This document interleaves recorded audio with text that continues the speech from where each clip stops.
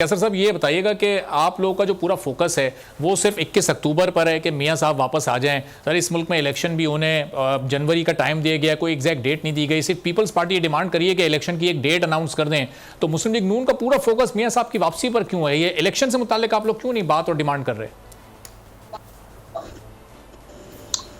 जी, election तो तमाम पार्टियों ने देखिए ना, ये बात तो सही है कि इलेक्शन को कमीशन को डेट एग्जैक्ट देनी चाहिए, इसमें तो कोई दो राय नहीं। लेकिन एक टेंटेटिव डेट उन्होंने दे दी है कि लास्ट वीक ऑफ जनवरी। इसमें अब इससे पहले इलेक्शन लास्ट वीक, बल्कि ये बात हो रही कि जनवरी में बड़ी सर्दी होगी, कुछ एक दो हफ्ते और बढ़ा दिए जाए।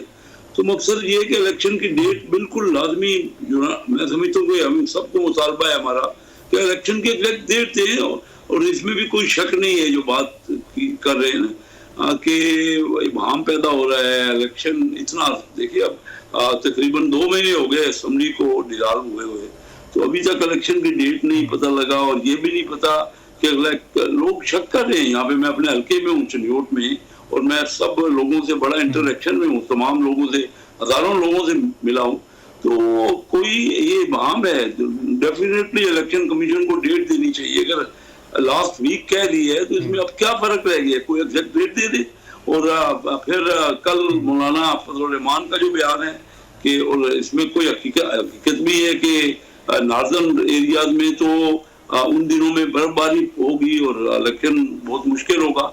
हाँ, भी हफ्ता 2 हफ्ता और डिले हो जाए तो अलग बात है, लेकिन ये मौसम तो बड़ा सख्त है।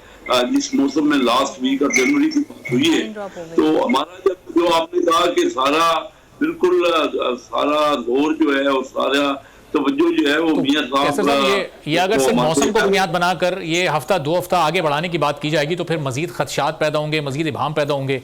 ये मौसम को बुनियाद बनाकर महीना 1.5 महीना अगर पीछे करने की बात कर लें तो बहुत सारी सियासी जमातों की डिमांड भी पूरी हो जाएगी।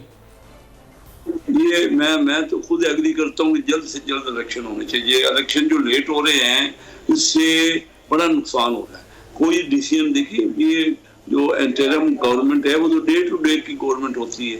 जब तक कोई मैनिफेस्टो के तहत कोई मैंडेट वाली हुकूमत नहीं आएगी जिनको लोग इलेक्ट करेंगे, और ये तो कोई तरीका नहीं है कि अब 9 अगस्त को असेंबली डिसॉल्व हुई और आप 6 महीने इलेक्शन बाद में कराएं, ये तो फिर कभी कोई और बहाना हो जाएगा। तो ये दुनिया में कभी ऐसा भी हुआ है? अमेरिका में आपने देखा कि एक डेट फिक्स है और पिछले कई दहाइयों से उनके यहाँ वही उस एग्जैक्ट डेट पे इलेक्शन हो रहे हैं। तो ये हमारे यहाँ क्या है? हम अपने मुल्क का परसेप्शन क्या दे रहे हैं पूरी दुनिया में? इलेक्शन की डेट अनाउंस हो जानी चाहिए और जल्द से जल्द इलेक्शन होने चाहिए। मेरा तो बिल्कुल ये वाज़ेह तौर पे ये पॉइंट है। और हम जो जोर दे रहे हैं मियां साहब के आने पे, हमारे एक महबूब लीडर हैं, काफी अरसे बाद आ रहे हैं, हम सब चाह रहे हैं कि वो आए और उनका शानदार इस्तेकबाल हो। हम उनकी तैयारियों में हैं और लोगों को मोटिवेट कर रहे हैं। ये भी एक इलेक्शन का ही होता है। देखिए, उनकी हम जो तैयारियां कर रहे हैं, उनको उनका इस्तेकबाल कर रहे हैं, उनको रिसेप्शन देंगे। तो कैसे साहब, ये मियां साहब तकरीबन ये 4 साल के बाद आ रहे हैं, उनकी तबीयत और सेहत से मुतालिक भी आपके पास जरूर मालूमात होंगी। तो मियां साहब की तबीयत अब बहाल है, बिल्कुल ठीक हो चुकी है? प्लेटलेट्स वगैरह जो इशू था वो सब खत्म हो चुका है?